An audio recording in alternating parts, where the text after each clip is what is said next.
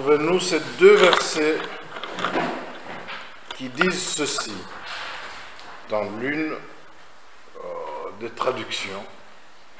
Je n'approuve pas beaucoup, mais je vais la lire parce que je pense que c'est celle qui sera projetée. Matthieu chapitre 6, versets 22 à 23.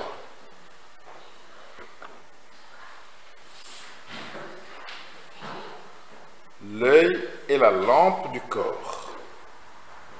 Si ton œil est en bon état, ton corps sera éclairé. Mais si ton œil est en mauvais état, ton corps sera dans les ténèbres. Si donc la lumière qui est en toi est ténèbres, combien seront grandes ces ténèbres?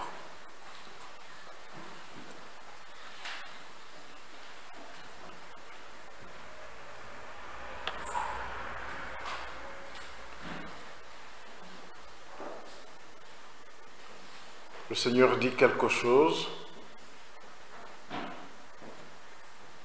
en image à propos de celui qui entend sa parole et la met en pratique. Il le dit dans ce texte qu'on appelle le discours sur la montagne. Il dit, celui qui met en pratique ma parole, il est semblable à un homme qui a bâti sa maison sur le roc. Et il cite les intempéries, les pluies, les vents, les tempêtes. Elles vont se jeter contre cette maison, mais la maison ne va pas tomber, parce qu'elle est bâtie sur le roc. Il dit aussi que celui qui écoute sa parole et qui ne la met pas en pratique, il est semblable à l'homme qui a bâti sa maison sur le sable. La maison sur le sable. Elle subit elle aussi les mêmes intempéries. Pluie, vent, tempête. La différence, c'est que la maison bâtie sur le roc résiste. Tandis que celle qui est bâtie sur du sable tombe. Et le Seigneur conclut, il le dit, sa ruine sera grande. Donc, la mise en pratique de la parole du Seigneur, voici bâtir la maison sur le roc. Pas seulement l'écouter, mais la mise en pratique. Quand on met en pratique, ça fait mal, ça peut nous apporter des conséquences auprès des autres gens qui ne seraient pas contents ou qui vont se moquer de nous. Mais la mise en pratique de la parole de Dieu est comme bâtir une maison sur le roc. Donc, ne pas mettre en pratique sa parole, c'est faire tout le reste de notre vie, bâtir tout le reste de notre vie comme une maison sur le sable. Dans cette image, nous apprenons que les tempêtes frappent toutes les maisons. Je serais surpris si quelqu'un lève la main pour dire oui à pour dire qu'il est concerné par ce que je vais demander, qui n'a pas une télé à la maison. Télévision, vous voyez cette boîte-là. Maintenant, ce ne sont même plus des boîtes, c'est tellement fin aujourd'hui. À l'époque, nous, on avait de grosses boîtes comme ça. Il fallait qu'on cherche de l'espace. Maintenant, c'est tout fin. Ça s'appelle comment? Voilà. Qui n'en a pas à la maison? Bon, il y en a dans toutes les maisons. Alors, il se pourrait que quelqu'un n'ait pas regardé ces derniers temps, mais je vous informe qu'il y a eu des tempêtes, il y a eu beaucoup d'inondations en Belgique, en France et ailleurs. N'est-ce pas? Vous avez pu voir cela? Est-ce que les inondations... Ah oui, il y a quelqu'un qui n'a même pas regardé, qui n'a pas vu ça. Il dit là, c'est des infos, ça, je ne regarde pas. Mais quand c'est du sport, Irina, appelle-moi si comme le programme du sport commence. Mais les infos, c'est pour papa. Je sais. Mais quand il y a eu des inondations, hein, ces derniers jours, est-ce qu'elles ont choisi des maisons? Hein? Les inondations ont été les mêmes pour toutes les maisons. Les petites cabanes de fond de jardin, tout comme les gros immeubles. Les inondations ont été les mêmes pour les maisons de tout le monde, des riches comme des pauvres. Les inondations n'ont pas choisi en disant ici c'est des djihadistes, eh bien on va y aller. Non. Hein? Ici c'est des gens qui prient, eh bien on va aller ailleurs. Hein? Non. Les inondations ne choisissent pas. Les tempêtes ne choisissent pas. Elles frappent toutes les maisons. Les épreuves, les choses de la vie frappent toutes les vies. Les vies des riches comme les vies des pauvres. Les vies des enfants comme les vies des adultes. Donc les inondations, les épreuves, les tempêtes viennent contre toutes les vies. Nous sommes semblables, nous sommes pareils devant les inondations, devant les tempêtes. Alors la différence, c'est que les maisons, pendant ces inondations, les maisons qui étaient bâties de la bonne façon ont résisté et les cabanes ont été emportées et certains ponts dont les ingénieurs avaient mal calculé ont été emportés. Donc la mise en pratique de la parole est très importante. Vous allez dire, mais cela n'a rien à faire avec les deux versets qu'on a lus. Mais c'est pour vous dire, ces deux versets, c'est la parole de Dieu, elle doit être appliquée. Or, si on n'a pas compris, qu'est-ce qu'on va mettre en pratique? Hein? Ce texte, comme il est là derrière moi,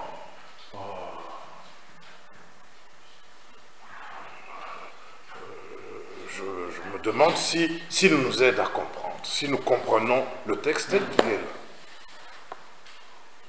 Oh, rien que le texte. Parce qu'on passe de l'œil en bon état qui éclaire le corps, on passe aux ténèbres qui sont en toi.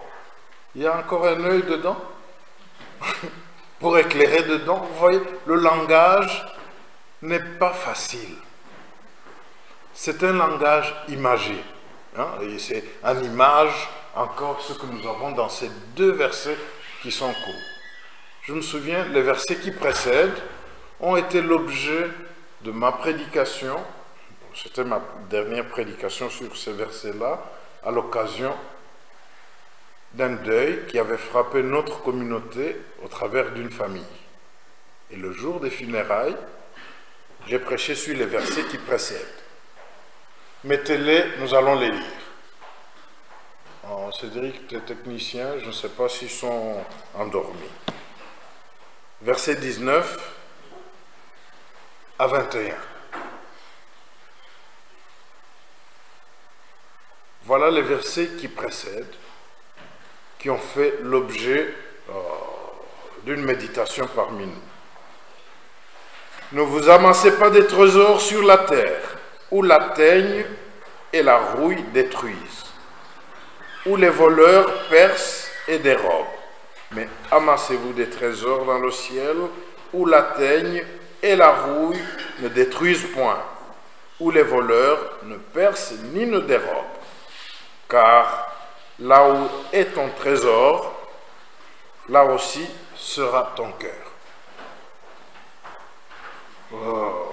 Nous n'allons pas dire comme les autres qui l'ont dit, cette histoire qu'on appelle le discours sur la montagne, ça saute du coq à l'âne, il y a plusieurs sujets, on ne comprend rien. Ici, si on les lit bien, ces textes, ces versets se tiennent. Nous avons lu 22 à 23. Il en est de même du verset 24 qui vient après. Nul ne peut servir deux maîtres, car ou il haïra l'un et aimera l'autre, ou il s'attachera à l'un et méprisera l'autre. Vous ne pouvez servir Dieu et Mammon. Cette parole ne nous fait pas passer d'une chose à l'autre sans lien. C'est quand nous n'avons pas compris que nous disons, mais on passe d'un sujet à l'autre.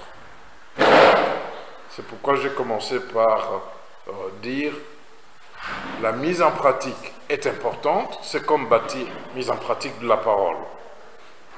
Elle est importante, c'est comme bâtir la maison sur le roc. Mais maintenant, je disais, si on n'a pas compris, qu'est-ce qu'on mettra en pratique?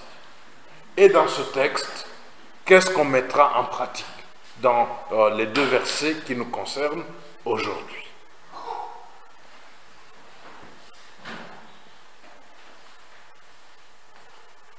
Pour les comprendre, nous devons savoir que notre Bible, notre Nouveau Testament, nous a été écrit en grec. Hein, c'est la langue grecque. Et puis elle a été traduite en français et dans d'autres langues. Or, le Seigneur Jésus a parlé en araméen au peuple juif.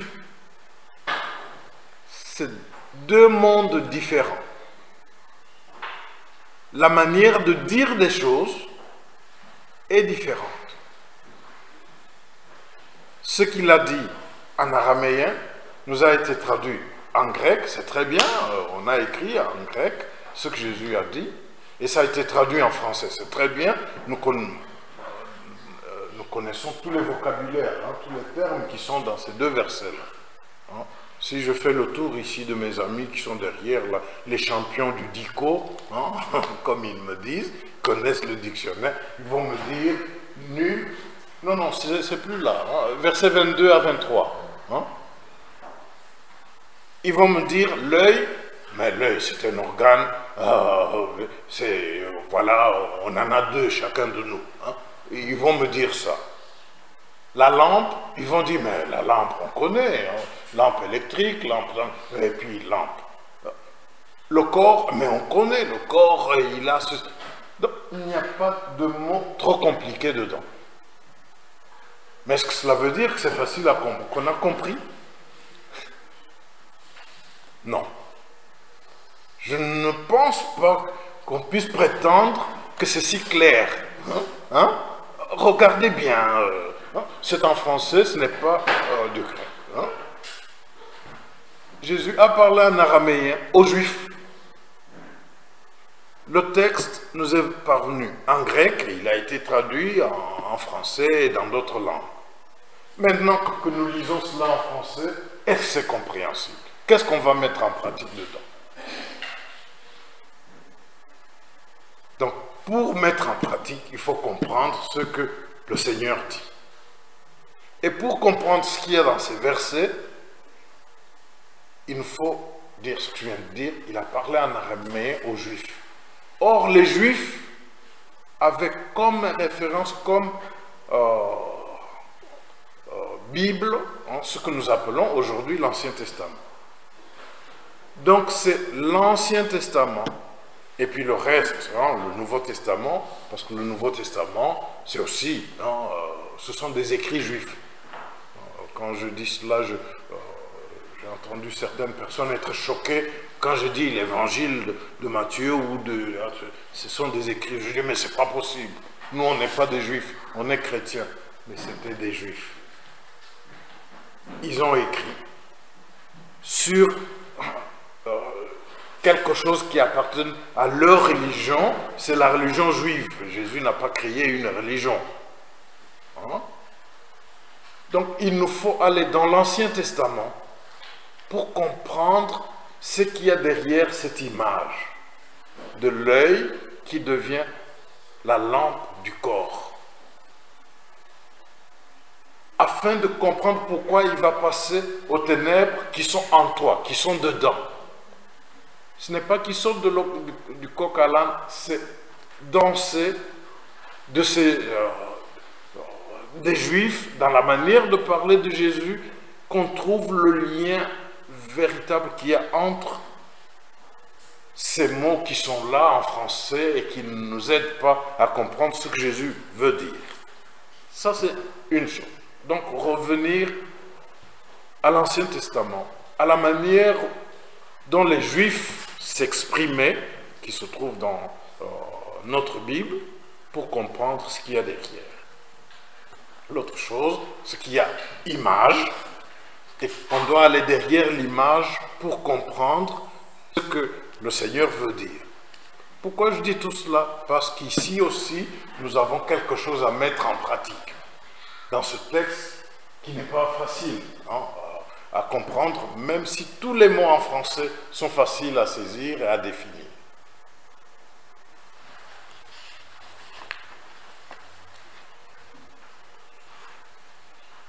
Maintenant, l'autre élément que je vais ajouter, c'est qu'il y a un lien entre ces deux versets que nous avons lus et la parole qui concerne amasser les trésors dans le ciel et ainsi de suite, et la parole qui vient à la fin pour dire « nul ne peut servir de maître ».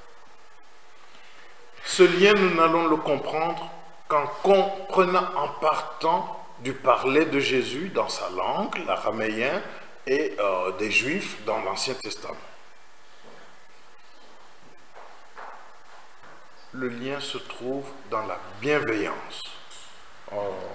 On a traduit ici si l'œil est en bon état. Si ton œil est en bon état. Je ne suis pas très d'accord. C'est pourquoi j'ai pris la bonne Bible. Celle-là, elle est proche de mon grec. Ce qui est derrière, c'est si le regard est bienveillant. Si l'œil est sain, santé à la fin. Dans d'autres Bibles, on dit si l'œil est simple, il ne peut pas être composé. S'il est composé, on va voir l'ophtalmologue. Mais tout ça, c'est des difficultés dans la traduction du texte. Le regard bienveillant montre déjà que ce n'est plus question de regard des yeux, parce que quand on parle du regard bienveillant, de l'œil bienveillant, ce n'est plus les organes que nous avons ici, que nous appelons l'œil. C'est une affaire de disposition intérieure. C'est pourquoi il va dire, si la lumière qui est en toi est ténèbre, alors combien grandes sont ces ténèbres?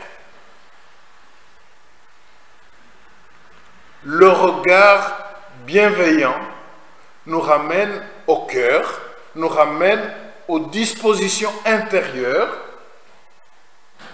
dispositions qui font qu'on soit favorable vis-à-vis de quelqu'un ou défavorable, même si on est hypocrite. Même si on ne le montre pas, on n'est pas favorable. On lui fait des bisous, mais dedans, c'est autre chose. Donc le regard bienveillant correspond, ramène au cœur, ramène aussi au cœur qui est le siège, pour le langage de la Bible, le siège de tout ce qui nous fait marcher vers le bien ou vers le mal. Alors, si ton regard, ton œil n'est pas bienveillant, donc s'il n'est pas en bon état, tout le corps, toute la vie est dans les ténèbres. Et si ces ténèbres qui sont en toi, tu les considères comme lumière, combien grandes sont tes ténèbres. Vous comprenez combien cette parole est profonde. Il ne s'agit pas de l'œil qui est bon ou mauvais pour aller voir l'ophtalmologue. Hein? Parce qu'en grec, l'œil c'est ophtalmos. En ophtalmos, on va chez l'ophtalmologue pour qu'il nous donne des lunettes, qu'il nous donne des produits pour soigner l'œil. Ce n'est pas cela. Parce que même s'il s'agit du cœur, selon la Bible, on n'ira pas chez le cardiologue pour qu'il y mette de bonnes dispositions. On n'ira pas chez le cardiologue pour y mettre de l'amour pour quelqu'un. Alors, si vous avez déjà trouvé un cardiologue qui fait ça, dites-nous, hein, s'il vous plaît, nous allons prendre rendez-vous, en consultation, toute l'église. Hein, comme ça, il va nous opérer, nous mettre de l'amour dedans. Hein, comme nous avons chanté là. Hein, ta bannière, c'est l'amour. Dites-moi l'adresse. Je suis sûr que ce n'est pas à Saint-Joseph. Hein. Sinon, ma soeur qui est partie là, comment elle s'appelle, ma soeur? Elle m'aurait donné le nom du cardiologue. Hein. Elle est allée travailler là. Hein. Elle m'aurait dit, pasteur, j'en connais un à Saint-Joseph. Amène l'église, il va nous opérer et nous mettre de l'amour dedans. Mais il n'y en a pas. C'est-à-dire que l'œil qui est en mauvais état ne doit pas aller chez l'ophtalmologue. Ne doit pas aller chez l'oculiste. L'œil en mauvais état est l'image qui reprend ce qui est dit du cœur. Parce que les ténèbres qui sont en toi, c'est où? Les ténèbres en soi, ce n'est pas question de toutes les cavités qu'il y a dans notre corps. Il ne s'agit pas de cela. C'est dans notre conscience, c'est dans notre cœur, s'il y a des ténèbres, et que nous considérons que nous sommes dans la lumière, c'est la lumière, combien grandes sont ces ténèbres? Et si on est conduit par les ténèbres, où est-ce qu'on va? Cette parole est profonde. Elle va plus loin parce qu'elle est liée aussi à la bienveillance, bien sûr, mais elle est liée au bien. Ce qui précède parle des trésors. Où est-ce qu'on les garde? Quand on dit les garder au ciel, ne vous faites pas d'illusions, j'ai presque terminé. Hein. Quand on dit qu'on les garde au ciel, il n'y a pas de banque là-bas où on va souscrire et envoyer nos biens au ciel. Ça va être difficile hein, de prendre tous nos biens et les envoyer au ciel. Et au ciel, c'est où? Ne dites pas que c'est là-bas. Hein. Nous avons l'habitude de faire ça le ciel, hein, au ciel sur la terre. Non. Parce que les Australiens, quand ils lèvent le doigt dire le ciel c'est là, qu'est-ce qu'ils désignent? L'autre, vous voyez. Donc le ciel, ce n'est pas un lieu. Là, c'est l'un de mes vieux profs qui connaissait l'hébreu et ces choses. Il parlait des Hébreux qui disaient le ciel, écoutez, c'est un secret que je vous dis, le ciel, ce n'est pas un endroit, ce n'est pas un lieu, c'est un autre état d'être. Dieu est au ciel. Qui vous a dit qu'il n'est pas ici?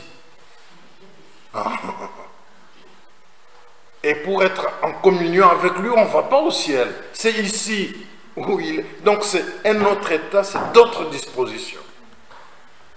Vis-à-vis de l'homme, vis-à-vis de l'autre. Parce que garder les biens au ciel, l'argent au ciel et tout ça, c'est le maître. Au service de l'autre. Hein? J'ai lu plusieurs textes de l'Ancien Testament pour parler brièvement de ce que nous disons ici. Aussi bien dans Ésaïe et dans Proverbes, c'est encore plus fort. Il dit, celui qui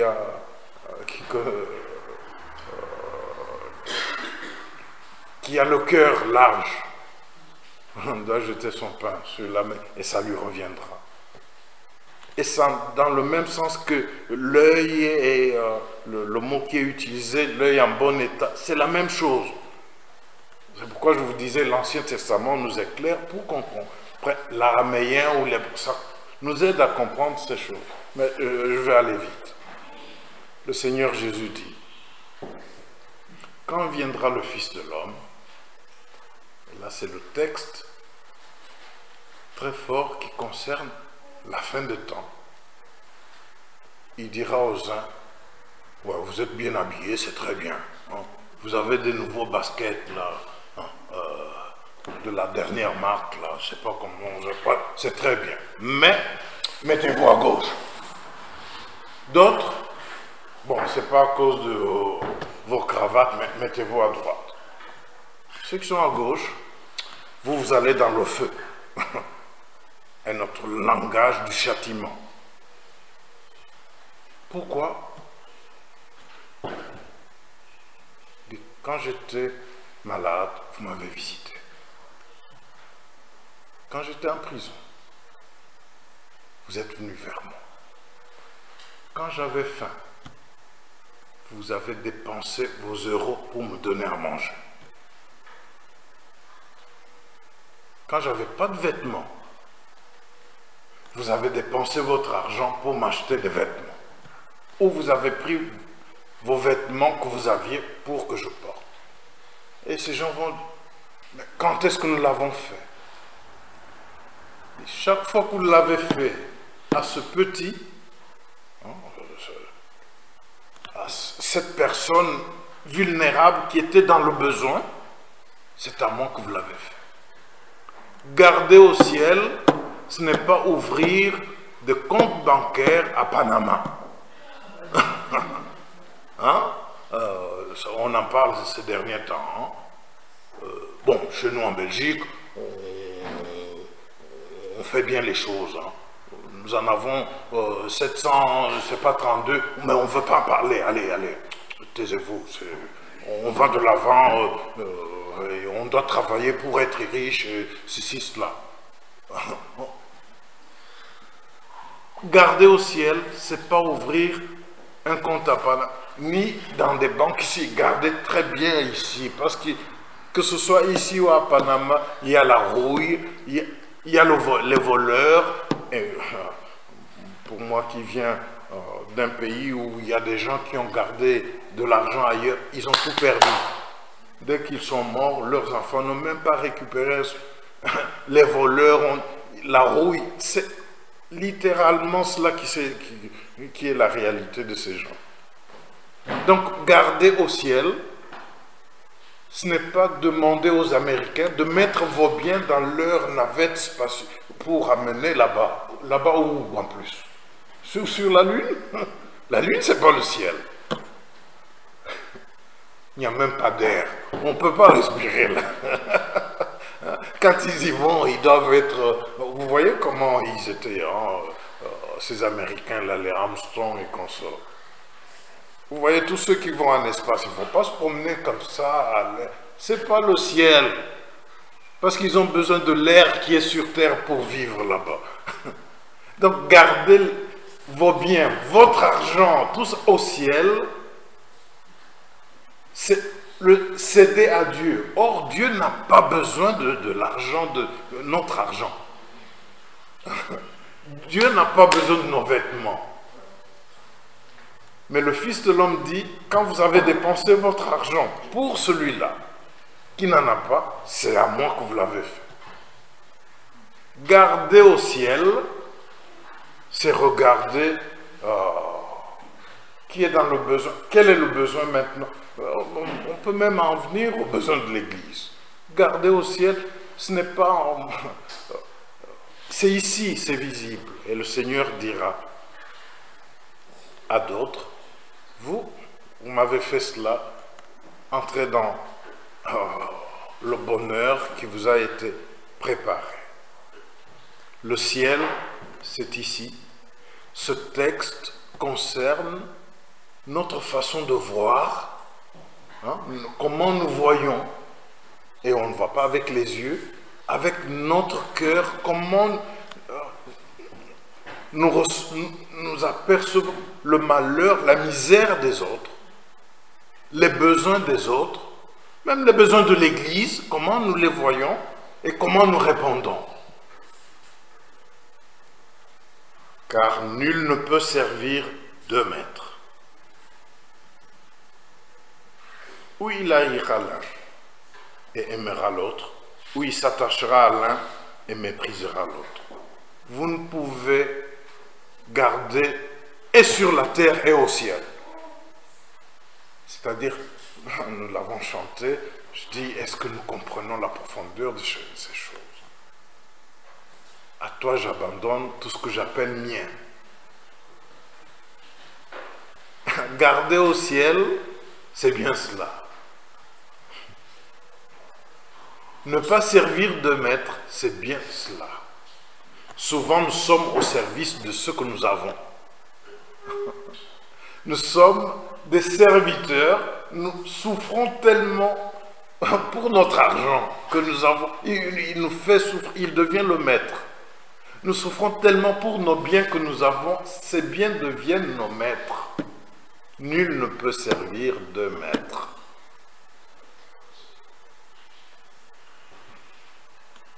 Pour que l'œil soit la lampe du corps, il doit être l'œil qui a un regard bienveillant, de bonne disposition, et qui ne reste pas au niveau des dispositions, qui passe à l'action. Pour que les ténèbres, qui viennent de beaucoup de nos manières d'analyser les choses, disparaissent. Parce que si ces ténèbres sont considérées par nous comme lumière, eh bien, le Seigneur dit, ça c'est encore l'araméen qui est derrière. Combien grandes seront ces ténèbres? Et les ténèbres, c'est déjà une autre expression de la souffrance et du châtiment. Les ténèbres. Combien grandes sont les ténèbres? On est même dans le châtiment, on souffre. Si on prétend voir alors qu'on ne voit pas, on ne regarde pas avec l'œil de la bienveillance, de bonnes dispositions intérieures qui guérissent et le corps et l'âme. Quand on n'a pas de bonnes dispositions, on est malheureux. On souffre. C'est ce que disait Martin Luther King. Lui, il avait compris.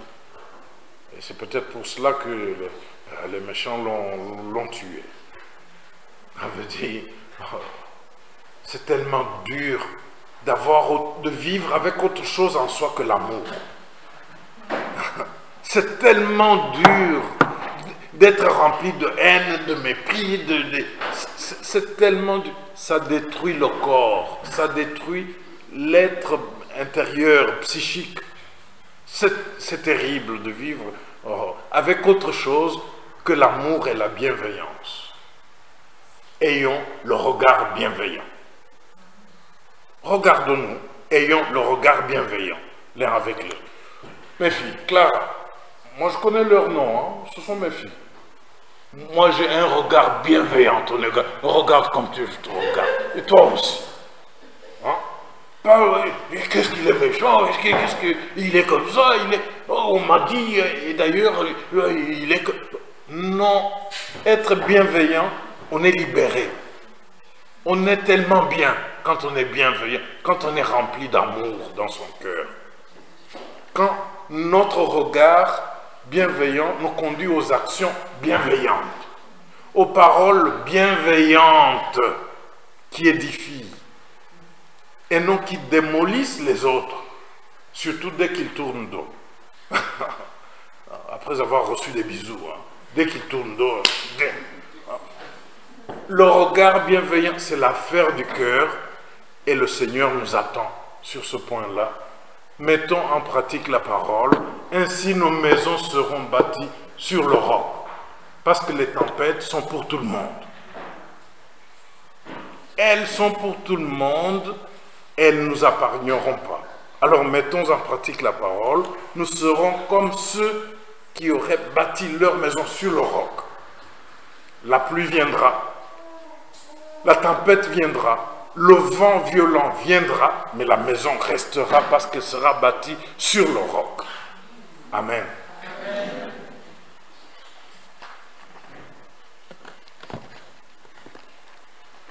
Est-ce qu'on peut encore oser chanter « Oui, prends tout Seigneur ». Est-ce qu'on peut oser? Oui, pour répondre au Seigneur. Nous voulons être bienveillants, avoir un regard bienveillant envers l'autre, envers son Église. Et alors, nous ne pouvons être bienveillants si nous ne lui laissons pas tout. Alors, je vous avais dit que j'avais amené la bonne Bible. Je vais vous lire ces deux versets dans la bonne Bible, c'est-à-dire la traduction qui est proche de ce qui devrait être dit. Écoutons s'il vous plaît.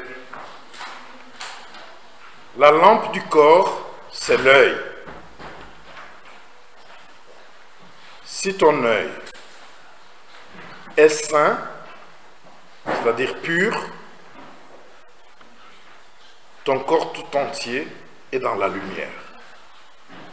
Si ton œil est pur, sain, ton corps tout entier est dans la lumière. Mais si ton œil est méchant, on a traduit ailleurs mauvais état, c'est nul, c'est mauvais. Si ton œil est méchant, ton corps tout entier est ténébreux. Et si la lumière qui est en toi est ténèbre, combien grandes sont tes ténèbres? Seigneur, viens-nous en aide pour que nous n'ayons pas l'œil méchant, mais que nous ayons plutôt un regard bienveillant envers l'autre, envers ton Église, pour que ton règne vienne.